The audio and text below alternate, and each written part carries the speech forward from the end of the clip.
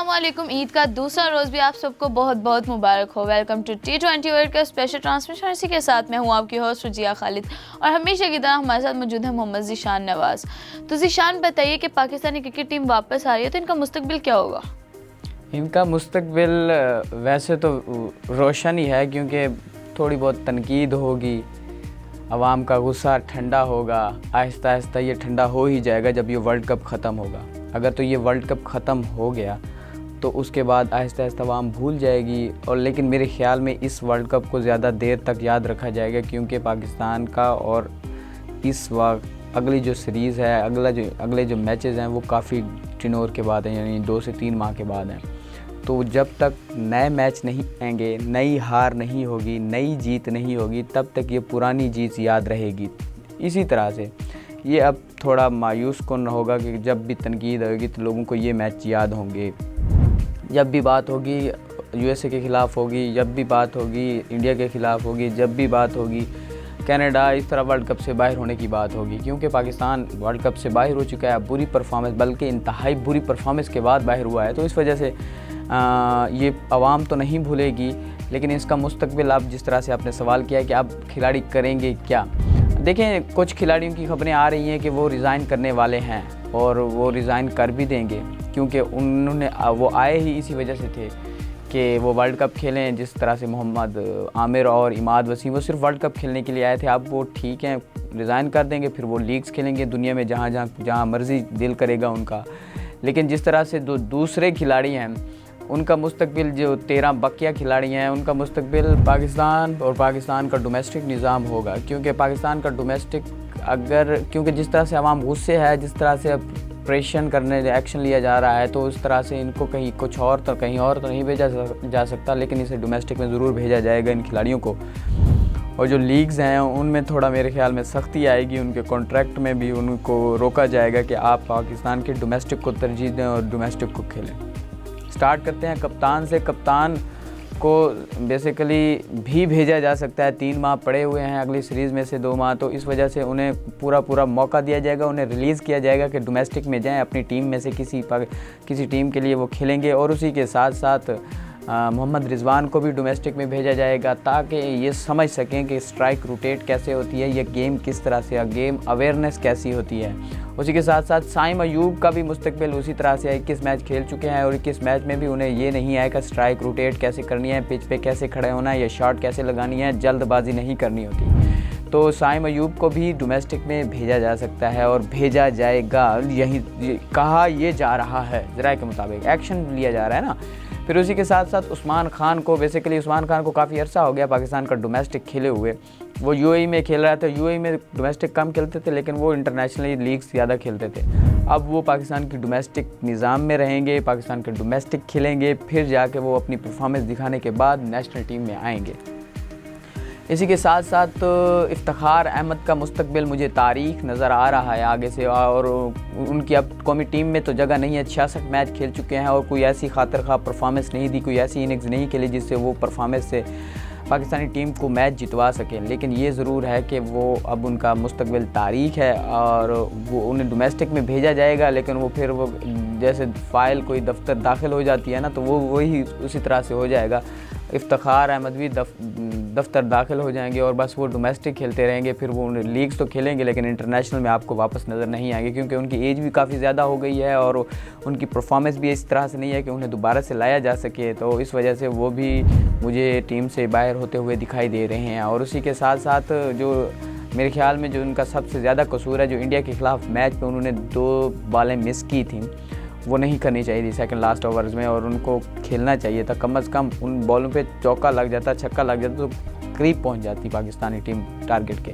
तो इस वजह से वो भी दाखिल दफ्तर होने वाले हैं। और उसी के साथ साथ एक और खिलाड़ी आज़म खान की अगर बात करें, तो आज़म खान की परफॉर्मेंस जिस तरह से है, वो 9 मैच खेल चुके हैं, टोटल 88 स्कोर हैं, 8.88 की रन रेट है और 30 उनका हाईएस्ट स्कोर है, जो अभी गुज़श्ता सीरीज़ में आयरलैंड के ख़िलाफ़ बनाए थे। तो मतलब कि उनकी भी परफॉर्मेंस ऐसी नहीं है कि वो खातिर ख़्वाह है कि वो दिखा सके कि मैं T20 का प्लेयर हूँ। 2021 से लेकर अब तक वो खेलते आ रहे हैं, मुसलसल खेलते आ रहे हैं, मतलब कि उन्हें 14 मैच मिले हैं उनमें से। मुसलसल तो अभी PSL के बाद से उन्हें मौका दिया जा रहा है, लेकिन वो PSL के बाद से भी मुसलसल नहीं खेल पा रहे।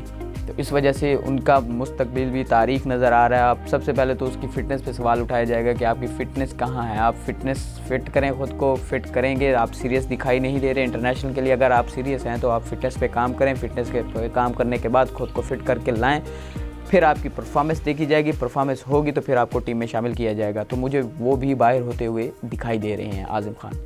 फिर उसी के साथ साथ शादाब खान की बात कर लेते हैं। शादाब खान कौमी टीम का ऐसा खिलाड़ी है जो मुसलसल गुज़श्ता कई सालों से टीम का मुसलसल हिस्सा बनते आ रहे हैं। जब इनकी परफॉर्मेंस ख़राब होती है तो कहा जाता है कि इन्हें टीम में रेस्ट दिया जाता है ताकि वो अपने प्रैक्टिस सेशन के दौरान अपनी कमी कोताहियों पर काबू पा के दोबारा इसे टीम में शामिल किया जाता है। किसी एक मैच में परफॉर्मेंस देते हैं, फिर ये लंबे अरसे के लिए टीम के लिए साथ खेलते रहते हैं। तो अब ऐसा नहीं है, जो उनकी परफॉर्मेंस है मुसलसल बुरी परफॉर्मेंस के बाद अब उनके खिलाफ भी एक्शन लिया जा सकता है। वो भी मुझे बाहर होते हुए दिखाई दे रहे हैं। अब उनके पास काफ़ी टाइम है, वो खेल सकते हैं। इस वजह से उन्हें डोमेस्टिक में भेजा जाएगा और डोमेस्टिक में अपनी परफॉर्मेंस को दिखा के दोबारा से ख़ुद को मनवा के फिर टीम में आ सकते हैं। आपने देखा होगा कि जब वो स्पिनर बॉलर थे, मतलब स्पिन के लिए तौर पे आए थे, स्पिन करते थे, लेकिन उनसे मुसलसल बॉलिंग नहीं हो रही, मुसलसल वो परफॉर्म नहीं कर पा रहे थे। इस वजह से अपने गुज़श्ता 2 मैचों में एज अ बैट्समैन टीम में शामिल किया गया था, लेकिन एज अ बैट्समैन भी वो कोई परफॉर्मेंस नहीं दे सके। हाँ, USA के खिलाफ 27 बॉलों पे उन्होंने 40 रन ज़रूर बनाए थे, जिसकी वजह से उन्हें इस तरह से बैट्समैन के तौर पर शामिल किया जा रहा है। बैट्समैन के बनने पर या बैट्समैन के तौर पे शामिल करने पर उन्हें ये भी कहा जाता है कि यारी दोस्ती की टीम है। यारी दोस्ती पर बाबर आजम पे मुसलसल इल्ज़ाम लगता रहा है कि वो बाबर आजम की वजह से ऐसा हो रहा है कि बाबर आजम अपने दोस्त को जब बॉलिंग नहीं आ रही तो उसे बैट्समैन के तौर पर शामिल कर रहे हैं। तो इस तरह से ये यारी दोस्ती की टीम है। तो अब सवालात तो उठेंगे ना, जब आपकी परफॉर्मेंस भी नहीं होगी फिर भी आप प्लेइंग 11 का हिस्सा होंगे तो फिर सवालात ज़रूर उठेंगे। फिर उसके बाद एक और नाम आता है इमाद वसीम का। इमाद वसीम की बुरी परफॉर्मेंस है, कोई अच्छी परफॉर्मेंस नहीं है जिस पर ये कहा जा सके कि उसे टीम में शामिल किया जाना चाहिए। USA के खिलाफ अगर उन्होंने बॉलिंग किया, लेकिन जब इंडिया के खिलाफ उन्होंने जिस तरह से पाकिस्तानी टीम को हरवाने में अहम किरदार अदा किया है, 23 बॉलों पे 15 रन, शायद अगर वो 8 बॉलें मिस ना करते और 8 बॉलों पे वो कुछ स्कोर बना लेते तो मेरे ख्याल में कोई पाकिस्तान जीतने की पोजीशन में होता और पाकिस्तान ये मैच जीत भी चुका होता। लेकिन साथ ही ये भी है कि उनकी परफॉर्मेंस ना होने की वजह से वो सोच रहे हैं कि वो रिज़ाइन कर देंगे वर्ल्ड कप के बाद, यानी कि अभी कभी किसी भी दिन हो सकता है कि वो रिज़ाइन कर दें। और उनकी परफॉर्मेंस ऐसी नहीं है कि आप उसे दोबारा टीम में लाएं, लेकिन वो रिज़ाइन कर देंगे। अब उनका मुस्तकबिल भी यही है कि वो अब दुनिया की मुख्तलिफ लीग्स खेलेंगे, एंजॉय करेंगे क्रिकेट को, लेकिन वो पाकिस्तान नेशनल टीम में नज़र नहीं आएंगे और डोमेस्टिक में भी शायद वो ना खेलें। उसी के साथ साथ जब दूसरी बात अगर हम बात कर लें मोहम्मद आमिर की, तो मोहम्मद आमिर की भी यही सूरत हाल है। उनकी भी परफॉर्मेंस ऐसी नहीं है कि उन्हें टीम में शामिल किया जाना चाहिए, लेकिन अब वो इंडिया के खिलाफ तो अच्छी बॉलिंग की है, कनाडा के खिलाफ भी अच्छी बॉलिंग की है, लेकिन उन्हें इस तरह से शामिल नहीं किया जा सकता। वो भी रिज़ाइन करने वाले हैं और वो अब दुनिया की लीग में हुए आपको दिखाई देंगे। और लीग मोहम्मद आमिर के साथ साथ जो कि इमाद वसीम, उनको स्पेशली वर्ल्ड कप के लिए लाया गया था, लेकिन उनमें वर्ल्ड कप में उनकी परफॉर्मेंस ऐसी नहीं है कि उन्हें शामिल किया जा सके अब कि वो मुस्तकबिल में वो पाकिस्तान की नुमाइंदगी कर सकें। और ये तो चलो मोहम्मद आमिर तक हो गया। फिर अगर हम बात करें हारिस रऊफ़ की, तो हारिस रऊफ़ भी पेस की वजह से मुसलसल टीम में खेल रहे हैं, लेकिन डेथ ओवर के बॉलर्स भी वो अब नहीं रहे। उन्हें भी कोई भी दुनिया का बैट्समैन खेल रहा हो तो उन्हें स्कोर मार सकता है। आपने देखा होगा कि जिस तरह से USA के ख़िलाफ़ उन्हें मुसलसल मौका दिया जा रहा है, वो ज़ोर लगाते हैं लेकिन वो कोई परफॉर्मेंस नहीं देते। और आपने देखा होगा कि USA के ख़िलाफ़ जब खेल रहे थे तो USA के ख़िलाफ़ मैच में USA को आखिरी ओवर में 15 रन चाहिए थे और इस उम्मीद पे कि डेथ ओवर के बॉलर हैं हारिस रऊफ़ और ये 15 रन सेव कर लेंगे और पाकिस्तान को जितवाएंगे ये मैच, तो फिर उस वजह से उन्हें ओवर दिया गया। लेकिन जब आखिरी ओवर हुआ तो वो 15 रन यानी कि 14 रन खाने में कामयाब हो गए। यानी कि आखिरी बॉल पे 5 रन पड़े थे और उनसे ये बॉल नहीं हो पाई कि ये बॉल बीट करवा दें और वो चौका खा बैठे। और यूँ पाकिस्तान सुपर ओवर में मोहम्मद आमिर की बदतरीन बुरी परफॉर्मेंस की वजह से पाकिस्तान सुपर ओवर में USA से हार गया। फिर उसी के साथ साथ अगर हम बात करें दूसरे खिलाड़ियों में, तो शाहीन शाह अफरीदी की, शाहीन शाह अफरीदी में भी वो जान नज़र नहीं आ रही। शाहीन शाह अफरीदी अगर उस जान से बैटिंग बॉलिंग करते जिस तरह से उन्हें करनी चाहिए थी तो वो शायद ही अलग माहौल होता, वो अलग ही समा होता कि शाहीन शाह अफरीदी वो आपको उस चाम में नज़र नहीं आ रहे, क्योंकि ये हो सकता है कि उस पर प्रेशर हो सकता है। जब उन्हें कप्तान बनाया गया था तो वो उस रिदम में बॉलिंग करने की कोशिश कर रहे थे, बट उस रिदम में वो बॉलिंग नहीं कर पा रहे थे। लेकिन जब उन्हें कप्तानी से हटाने के बाद PSL हुआ तो PSL में उनका रिदम थोड़ा मेरे ख्याल में ख़त्म हो चुका था और बुरी परफॉर्मेंस थी, और इसी वजह से वो कप्तानी भी नहीं कर पा रहे थे और PSL में वो उनकी टीम रूल आउट हो गई। फिर उसी के साथ साथ 6 नंबर पर रही। फिर उसी के साथ साथ जब PSL के बाद उनसे कप्तानी ले ली गई, वो एक प्रेशर था, पहले कप्तानी का प्रेशर था, फिर कप्तान ना होने का प्रेशर था कि एक वक्त में आपको कप्तान बना दिया जाए, फिर एक वक्त में आपको कप्तानी से हटा दिया जाए। तो एक अलग ही सोच होती है, एक अलग ही समा होता है। तो इस वजह से वो शहनशाह अफरीदी भी कप्तानी के हवाले से थोड़ा मायूस भी थे और प्रेशर में भी थे। अब वो उस तरह से बॉलिंग नहीं कर पा रहे जिस तरह से उन्हें करनी चाहिए थी, या जिस रिदम में वो बॉलिंग करते थे, या जिस रिदम में वो बॉलिंग करवा सकते हैं, तो वो उस तरह से नहीं करवा रहे। तो ये उनसे ये भी कहा जा सकता है कि वो थोड़ा बहुत कप्तानी की वजह से हैं। फिर उसी के साथ साथ अगर हम बात करें नसीम शाह की, तो नसीम शाह ऐसा बॉलर है, वहद बॉलर है। मैं अगर किसी बंदे की जगह सेफ़ होती है इस वर्ल्ड कप की प्लेइंग 11 में कि ये बंदा, इस बंदे को कुछ ना कहा जाए, बाकी सबको रगड़ा लगाया जाए, सबको डोमेस्टिक में भेजा जाए, सब पे तलवार लटका दी जाए, सब पे मतलब एक्शन लिया जाए, तो मैं नसीम शाह का नाम लूँगा। उसके खिलाफ एक्शन नहीं होना चाहिए, क्योंकि वो जिस तरह से बॉलिंग करते रहे हैं, वो मुसलसल बॉलिंग, वो मतलब कि अगर 1-2 मैच में बुरी परफॉर्मेंस, अगर स्कोर लग भी जाता था, लेकिन वो एक रिदम के साथ बॉलिंग करते थे। वो अपनी परफॉर्मेंस पे, अपने काम से काम रखते थे, किसी और तरफ तवज्जो नहीं देते थे। अगर वो किसी और तरफ तवज्जो देते तो शायद उसकी परफॉर्मेंस ये ना होती। इसी तरह से जो हमने इसका एक पोस्टमार्टम किया है हर खिलाड़ी बाई खिलाड़ी, तो आप सबको आइडिया होगा भैया कि हमने किस तरह से सबको 1 by 1 डिफ़ाइन किया है इस वर्ल्ड कप में परफॉर्मेंस के हवाले से, कि किसकी कहाँ पे बुरी परफॉर्मेंस थी और किसका क्या मुस्तकबिल होने जा रहा है। जी तो नाज़रीन, इस पर मज़ीद बात करेंगे, लेकिन एक छोटी सी ब्रेक के बाद।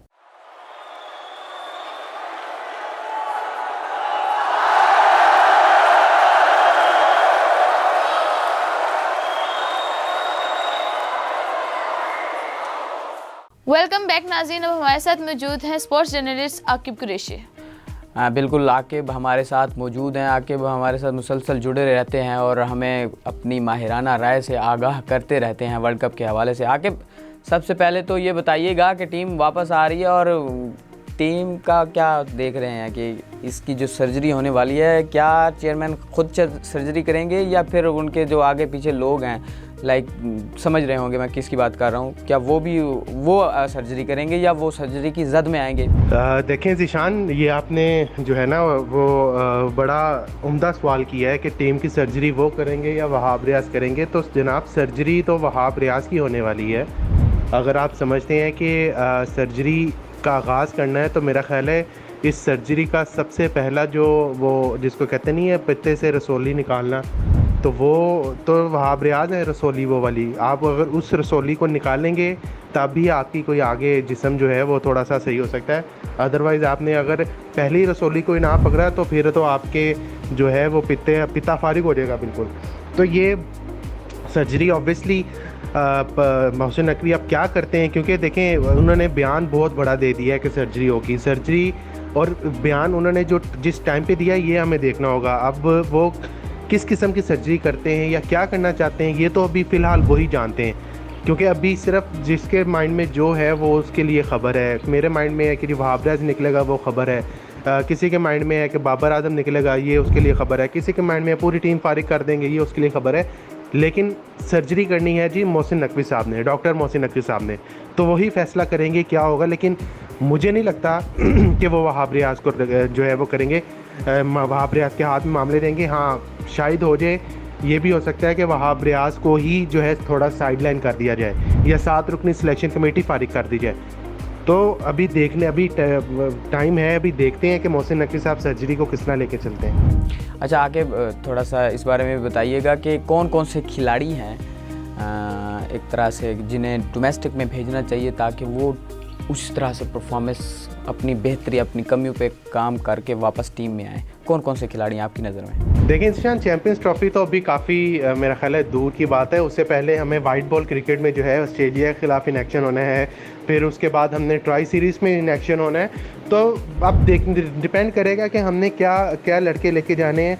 अगर तो आप इन लड़कों की फॉर्म की बात करते हैं, अगर तो यही फॉर्म रही तो माजरत के साथ मुझे ये कहना पड़ रहा है कि हम होम ग्राउंड पर, अपने होम ग्राउंड पर चैंपियंस ट्रॉफी में भी कहीं जलील ना हो जाए, चैंपियंस ट्रॉफी में भी हम कहीं रुस्वा ना हो जाए अगर हमारी खिलाड़ी की ये परफॉर्मेंस रही। इनको चेंज होना पड़ेगा, इनको जो है टीम में जो ग्रुपिंग की खबरें हैं उसको मानना पड़ेगा। और कुछ ग्राउंड रियलिटीज़ भी हैं। टीम यूनाइटेड नहीं है, ये तो सबको ही पता है कि टीम यूनाइटेड नहीं है। आपको यूनिटी के साथ खेलना पड़ेगा। फिर आपको जो भी कप्तान है, बाबर आजम कप्तान हो, शाहीन कप्तान हो, रिजवान कप्तान हो, आपको एक कप्तान के साथ खड़ा होना पड़ेगा। क्रिकेट बोर्ड को समझना पड़ेगा कि इस वक्त जो है वो पाकिस्तान क्रिकेट के क्या हालात हैं। जिस तरह हमारा मुल्क 75 सालों से नाजुक दौर से गुजरा है, इस तरह हमारी क्रिकेट भी जो है नाजुक दौर से गुजर रही है। तो ये हमें हमारे क्रिकेट बोर्ड को समझना पड़ेगा कि कौन सा नाजुक दौर है और कि इस नाजुक दौर से कैसे गुजरा जाए। उनके फ़ैसले ही इस नाजुक दौर से हमें बचा सकते हैं। अदरवाइज़ चैंपियंस ट्रॉफी में भी हमारा खुदा ना खास्ता यही हाल ना हो जाए। और उससे पहले भी जो हमने वाइट बॉल सीरीज़ खेलनी है ऑस्ट्रेलिया में, फिर हमारी ट्राई सीरीज़ है, वहाँ भी हम जो है मुश्किलात का शिकार ना हो। तो let's wait how the thing goes. लेकिन फॉर द बेस्ट पाकिस्तान, क्योंकि पाकिस्तानी हैं, पाकिस्तान को सपोर्ट करते हैं, इसलिए दुआ करते हैं कि पाकिस्तान की क्रिकेट जो है वो ज़रा बेहतर हाथों में चली जाए। चलें आके, अब पाकिस्तान का इस वर्ल्ड कप में तो सफ़र ख़त्म हो चुका है। अब आगे जो वर्ल्ड कप है, आगे जो मिनी वर्ल्ड कप है जिसमें पाकिस्तान ने खेलना है या पाकिस्तान का किसी ICC के इवेंट में शिरकत करनी है, उसकी मेज़बानी भी पाकिस्तान के पास है। क्या इस हवाले से पाकिस्तान की तैयारियां किस हद तक हैं? क्या तैयारियां हो रही हैं, क्या नहीं हो रही? थोड़ा इस बारे में बताइएगा। देखिए चैंपियंस ट्रॉफी के हवाले से यही अच्छी खबर है कि जी एक बहुत बड़ा इवेंट, ICC का इवेंट होने जा रहा है पाकिस्तान में एक लंबे अरसे के बाद, जो उसको होस्ट करेगा।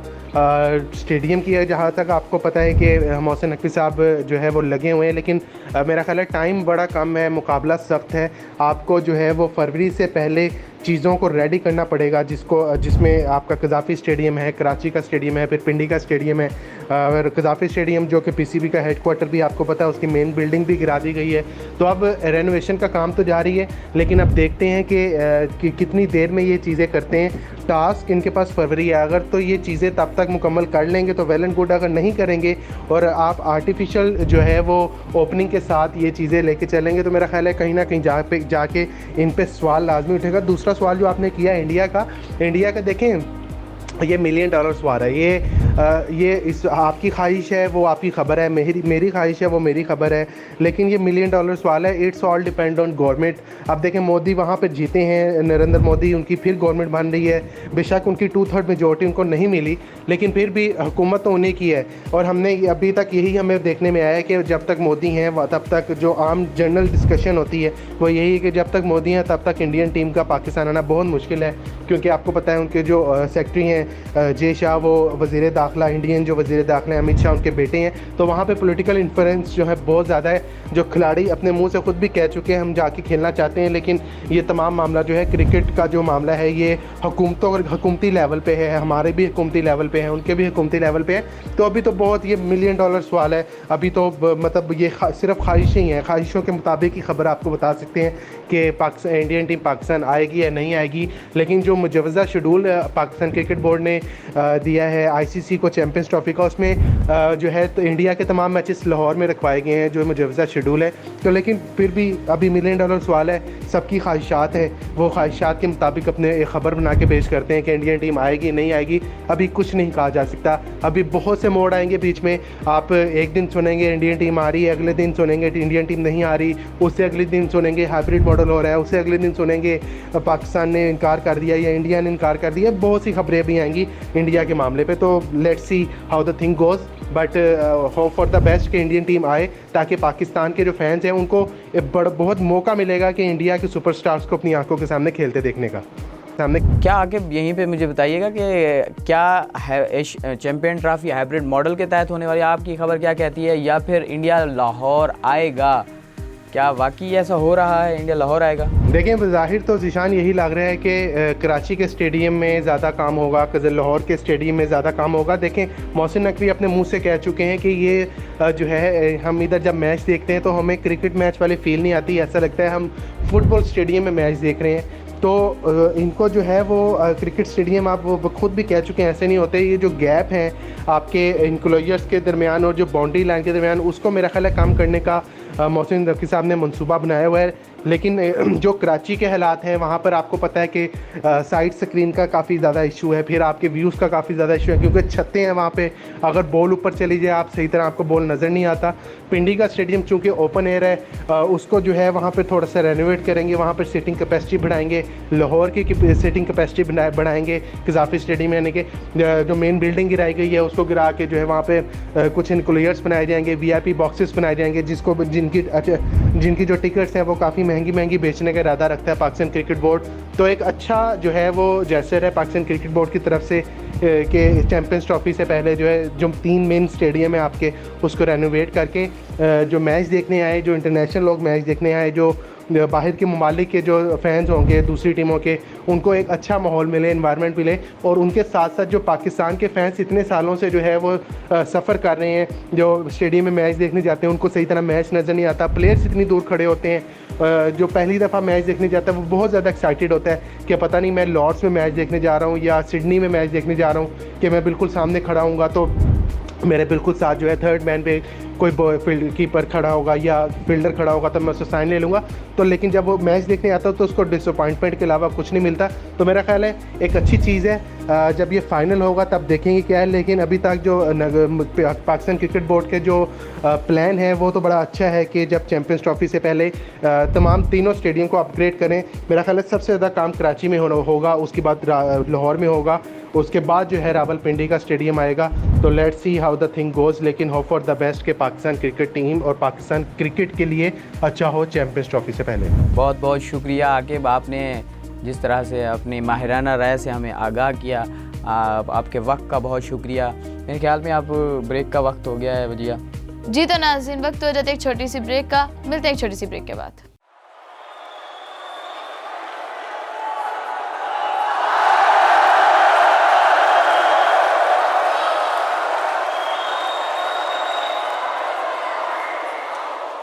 वेलकम बैक नाज़रीन। अब हम बात करेंगे ओवरऑल वर्ल्ड कप पे कि सुपर 8 मेडले के लिए कौन कौन सी टीमें क्वालिफाई कर चुकी हैं। जी वजिया, जिस तरह से आपने बताया कि सुपर 8 मरहले के लिए कौन कौन सी टीमें क्वालिफाई कर चुकी हैं, उनमें सबसे पहले तो अगर हम बात करें पाकिस्तान के ग्रुप की, तो पाकिस्तान के ग्रुप में बदकिस्मती से पाकिस्तान क्वालिफाई नहीं कर सका।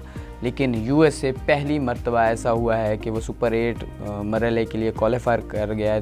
ICC के किसी इवेंट में दूसरे मरहले के लिए उसने क्वालिफाई किया है। USA, उसी के साथ साथ इंडिया, दो हमारे ग्रुप में दो ऐसी टीमें थी जिन्होंने क्वालिफाई किया। जबकि अगर बात करें वेस्ट इंडीज़ और अफ़गानिस्तान और न्यूजीलैंड के ग्रुप की, तो जिसमें युगांडा और पापुआ न्यू गिनी की टीमें भी थीं, तो उनमें से दो टीमें यानी कि न्यूजीलैंड ने क्वालिफाई नहीं किया, बल्कि वेस्ट इंडीज़ और अफ़गानिस्तान ने क्वालिफाई किया है। वेस्ट इंडीज़ के हवाले से तो उसे कहा जाता है कि वो T20 की स्पेशलिस्ट टीम है और T20 में वो किसी भी वक्त कुछ भी कर सकती है और वो बेहतरीन टीमों में से एक टीम है। जबकि अफ़गानिस्तान ने पिछले 2 सालों में जिस तरह से ख़ुद को मनवाया है, जिस तरह से ख़ुद एक खेल पेश किया है, तो अनबिलीवेबल, ऐसा दुनिया में कम दिखाई दे रहा है कि वो परफॉर्मेंस पे परफॉर्मेंस देते जा रहे हैं। तो अब उनका मैच एक बच गया है जो वेस्ट इंडीज़ के साथ है, लेकिन जिस तरह से वो परफॉर्मेंस दे रहे हैं अनबिलीवेबल, मैं नहीं समझता कि वो कोई छोटी टीम है। वो सुपर 8 मरहले में भी आपको दिखाई देगी और सुपर 8 मरहले में भी वो शानदार खेल का मुजाहिरा करते हुए आपको नज़र आएगी। और न्यूजीलैंड की टीम ने पाकिस्तान के ख़िलाफ़ खेलने को ज़्यादा तरजीह नहीं दी थी, उन्होंने IPL को तरजीह दी थी और न्यूजीलैंड के ज़्यादातर खिलाड़ी IPL में बेंच पर बैठे रहे, लेकिन पाकिस्तान के ख़िलाफ़ सीरीज़ खेलने के लिए नहीं आए। लेकिन वो अब उनके मैच ज़ाया हो गए, वो नहीं खेल सके, नहीं प्रैक्टिस कर सके। जब वर्ल्ड कप की बारी आई तो वर्ल्ड कप में इस तरह से हुआ कि अब उनकी टीम वर्ल्ड कप से बाहर हो चुकी है, जब उनके पास प्रैक्टिस ही नहीं है। तो वो और दूसरी टीम यानी कि अफ़गानिस्तान ने उन्हें हरा दिया, उन्हें वेस्ट इंडीज़ ने हरा दिया, 2 टीमों ने हरा दिया, अब वो बाहर हो चुके हैं, जबकि अफ़गानिस्तान आगे क्वालिफाई कर चुके हैं। और अगर हम बात करें एक और ग्रुप यानी कि ऑस्ट्रेलिया, स्कॉटलैंड और नामीबिया और उसी के साथ साथ इंग्लैंड की, तो उसमें से इंग्लैंड ने क्वालिफाई किया है, जबकि साथ में ऑस्ट्रेलिया ने भी क्वालिफाई कर लिया है। और दोनों बड़ी तगड़ी टीमें हैं। आप देखते हैं कि ये क्या कैसा मैच होता है, लेकिन हमेशा से ऐसा है कि डोमेस्टिक निज़ाम इंग्लैंड और ऑस्ट्रेलिया का दोनों का अच्छा, तो अच्छा निज़ाम हो जाएगा। इंग्लैंड ने जिस तरह से ओमान के ख़िलाफ़ मैच जीता है और एक्सपेक्टेड जो नामीबिया के ख़िलाफ़ मैच जीता है, तो ऑफ कोर्स बहुत अच्छा मैच होने जा रहा है, मैच होगा इन सुपर 8 मरहले में।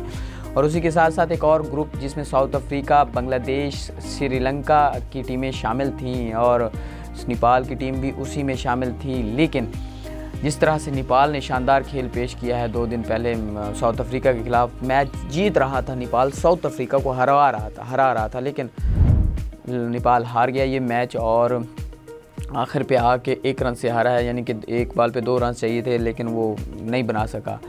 लेकिन मैं यहीं पे 2 टीमें जो क्वालिफाई कर चुकी हैं, साउथ अफ्रीका और बांग्लादेश हैं, और श्रीलंका वर्ल्ड कप से बाहर हो चुकी है। जी हाँ, श्रीलंका वर्ल्ड कप से बाहर हो चुकी है। और इसी तरह से ये जो 8 टीमें हैं, अगर मैं वन गो में बताता जाऊँ कि कौन कौन सी 8 टीमें हैं, तो सबसे पहले USA, उसके साथ इंडिया, उसके साथ वेस्ट इंडीज़, उसके साथ अफ़गानिस्तान, उसके साथ ऑस्ट्रेलिया, उसके साथ इंग्लैंड, उसी के साथ साथ साउथ अफ्रीका, उसी के साथ साथ बांग्लादेश। ये 8 टीमें हैं जो वर्ल्ड कप के लिए क्वालिफाई कर चुकी हैं। अब हम थोड़ी सी बात कर लेते हैं कि ऐसी 4 कौन सी बड़ी टीमें हैं जिन्हें वर्ल्ड कप के सुपर 8 मरहले के लिए क्वालिफाई करना चाहिए था, लेकिन वो क्वालिफाई नहीं कर सकी। वो कौन कौन सी 4 टीमें हैं? वो 4 टीमों में से एक तो पाकिस्तान, साबिक़ आलमी चैम्पियन। मैंने मुसलसल बताया है कि 2009 में वो चैम्पियन बनी थी, 2007 में वो फाइनल मैच खेली थी, 2010 में सेमीफाइनल खेली थी, 2012 में सेमीफाइनल खेली थी, 2014 में वो सुपर 10 में पहुंची थी, 2016 में सुपर 10 में पहुंची थी, 2021 में वो सेमीफाइनल खेली थी, 2022 में वो फाइनल खेली थी, और 2024 में वो स्टेज मरहले से, ग्रुप स्टेज से ही वो बाहर हो गई है वर्ल्ड कप से। और पाकिस्तान के लिए ये थोड़ा बहुत अलार्मिंग है कि पाकिस्तान को इस बारे में सोचना चाहिए। अब बात करेंगे अब दूसरी जो टीम, बड़ी टीम न्यूजीलैंड के बारे में। न्यूजीलैंड की टीम बेसिकली अच्छी टीम है, वर्ल्ड कप तो नहीं जीती कोई, लेकिन वो बेहतरीन टीमों में से एक टीम है। वो कम से कम सुपर 8 तक पहुंचती हुई मुझे दिखाई दे रही थी, लेकिन वो नाकाम हुई है। उसकी सबसे बड़ी वजह ये बताई जा रही है कि वो उनके खिलाड़ियों ने प्रैक्टिस से ज़्यादा, अपने मैचेस से ज़्यादा, इंटरनेशनल से ज़्यादा IPL को तरजीह दी, और IPL में उन्हें बाहर बिठाया गया, उन्हें नहीं खिलाया गया। उन्हें ना खिलाने की वजह से उनसे प्रैक्टिस नहीं हो पाई और मतलब कि मायूसी हुई। अब उन पर तनकीद भी हो रही है कि आपने तरजीह दी IPL को, और खेलो IPL, और चुपो, जिस तरह से कहा जा रहा है। लेकिन वो जब अपनी बारी आई, जब खेलने की बारी है, तो वो परफॉर्म नहीं कर पाया और वेस्ट इंडीज़ से, अफ़गानिस्तान से, उन जैसी बड़ी टीमों से हार गए हैं और वर्ल्ड कप से बाहर हो गए हैं। और उसी के साथ साथ एक और टीम श्रीलंका जो चैम्पियन है, साबिक़ आलमी चैम्पियन है, और वो भी वर्ल्ड कप में 3 बार फाइनल खेली है, लेकिन एक बार चैम्पियन बनी है, लेकिन वो भी अब वर्ल्ड कप से बाहर हो चुकी है। वर्ल्ड कप से इस तरह से बाहर है कि वो बांग्लादेश से भी हार गई, वो साउथ अफ्रीका से भी हार गई। तो मतलब सिचुएशन ऐसी उनके लिए बन गई है कि वो अब वर्ल्ड कप से बाहर हो चुकी हैं, कि अब उन्हें भी सोचना चाहिए कि उनकी कमी कोताही क्या है। वर्ल्ड कप के मैचेस जारी हैं, 18 तारीख हो चुकी है। अब आज से दूसरे मरहले का आगाज़ शुरू हो जाएगा सुपर 8 मरहले का वेस्ट इंडीज़ से, और फिर वेस्ट इंडीज़ में सुपर 8 के मैचेस होंगे। 25-26 को फिर सेमीफाइनल होगा, फिर जाके 28-29 को जाके फाइनल मैच बारबाडोस में होगा। तो ये वर्ल्ड कप के जो मैचेस हैं, अब मेरे ख्याल में चाम नज़र आएगा, क्योंकि जिस तरह से ये अमेरिका में मैचेस हुए हैं, जैसे डैलस में या फिर न्यूयॉर्क में या फिर फ्लोरिडा में, तो मैच ही नहीं हुए, बारिश की वजह से मुतासर हो गया है। तो ICC को इस बारे में भी सोचना चाहिए। एक नया कंट्री है, नया कंट्री में आपको मैचेस करवाने चाहिए थे, ना कि आपको इस तरह की बेतुके से वेन्यू पे मैच रख दें जहाँ पे बारिश का ख़तरा हो, मैच भी ना हो। और बेतुके मैच उस सिचुएशन में रखे हैं कि आप उस स्टेज में सुपर 8 में जाने वाले मैचेस होते हैं, वो कशमकश वाले होते हैं, अगर वगर वाले मैच होते हैं। वहाँ पे रन रेट का इशू हो रहा है, वहाँ पे मैचेस का फैसला होना होता है, लेकिन आपने मैच वहीं रख दिए जहाँ पे बारिश होनी थी। तो ICC को इस बारे में सोचना चाहिए। जबकि उसी के साथ साथ अगर हम बात करें T20 न्यूयॉर्क की, तो न्यूयॉर्क की में भी खामी थी। वो खामी ये थी कि पिचेस इंतहाई स्लो थी, ड्रॉप इन पिचेस एडलीड से उन्हें मंगवाया गया और आके बनी बनाई आके लगा दी गई। लेकिन वो जब स्कोरिंग देखा तो लो स्कोरिंग मैच थे, हर मैच में। साउथ अफ्रीका और श्रीलंका का मैच 77 रन पे था, इंडिया और आयरलैंड का 96 रन पे था। पाकिस्तान और इंडिया का मैच 119 रन पे था। साउथ अफ्रीका और बांग्लादेश का मैच 113 रन पे था। पाकिस्तान और कनाडा का मैच 107 रन पे था। तो हर मैच ही लो स्कोरिंग हुआ है। तो फैंस T20 में शानदार क्रिकेट देखना चाहते हैं, छक्के चौके देखना चाहते हैं, इंटरटेनमेंट हासिल करना चाहते हैं, वो लो स्कोरिंग मैच नहीं देखना चाहते। तो आईसीसी को इस बारे में भी सोचना चाहिए कि आइंदा ऐसा नहीं होना चाहिए। फिर उसी के साथ साथ डेलिस की बात करें तो डेलिस में भी मौसम इसी तरह से था, लेकिन वो लो स्कोरिंग पिचेस थी, लो स्कोरिंग मैच इस तरह से थी, मतलब कि वो उस फैसिलिटीज़ नहीं थी। पाकिस्तान की टीम को प्रैक्टिस करने में दुश्वारी हो रही थी, लाइटनिंग का इशू था, ऑफ कोर्स बहुत ज़्यादा इशू थे। आईसीसी पहला इवेंट करवा रहा था अमेरिका में, तो वहाँ पे मज़ेदार था कि वहाँ पे जो कम्युनिटी थी, पाकिस्तानी, इंडियंस, श्रीलंकन, बांग्लादेशी, ये जितनी भी एशियन कम्युनिटी थी, वहाँ टीमों को सपोर्ट किया। वहाँ मैचेस भी में भी देखने में आया, क्राउड भी फुल था। लेकिन वहाँ फैसिलिटीज़ को भी इसी तरह से प्रमाण चढ़ाना चाहिए ताकि अगला जो कोई टूर्नामेंट हो, अगला कोई इवेंट हो, तो वहाँ पे शानदार खेल हो सके और लोग भी महजूज हों, वहाँ पे देखने वाले भी, टीवी पे देखने वाले भी और साथ में और भी। और उसी के साथ साथ अगर हम बात करें वेस्ट इंडीज़ की, तो वेस्ट इंडीज़ में प्रीमियर लीग भी होती हैं, तो मतलब कि लीग्स भी होती हैं और उसी के साथ साथ इंटरनेशनल मैचेस भी होते हैं। उसी के साथ साथ वेस्ट इंडीज़ अपने दूसरे इवेंट्स की भी मेज़बानी कर चुका है, आईसीसी के इवेंट्स की। तो एक अच्छा माहौल है वहाँ पे और वहाँ अगर खेल रहे हैं तो मज़ा आएगा आपको सुपर 8 मरहले का। और वहाँ पे हाई स्कोरिंग मैच भी होंगे कदरे अमेरिका के, तो वहाँ पे हाई स्कोरिंग मैच से आपको एंजॉयमेंट हासिल करने में मदद मिलेगी। उसी के साथ साथ सेमीफाइनल वहीं पे हैं, बारबाडोस में फ़ाइनल है। तो पाकिस्तान तो नहीं पहुँच सका, लेकिन पाकिस्तान की याद ज़रूर होगी वहीं पे, क्योंकि बस याद ही है जो रहेगी, बाकी पाकिस्तान वर्ल्ड कप से बाहर हो चुका है। जी तो नाज़रीन, हमारे प्रोग्राम का वक्त हो जाता है ख़त्म। मिलते हैं एक नए प्रोग्राम के साथ, तब तक के लिए अल्लाह हाफ़िज़।